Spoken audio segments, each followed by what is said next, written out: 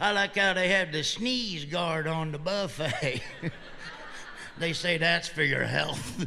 If they really cared about our health, they'd have an electric fence around the buffet in there. I know what that sneeze guard is. It's to force the fat folks to get some exercise while they in there. Because they put all the good stuff toward the back of them sneeze guards, so the fat folks got to do squats and stretches when they go down that buffet line down there. Yeah, let me get that pudding right there. I like that pudding. Let me get them tater tots. I like them tater tots. That's right.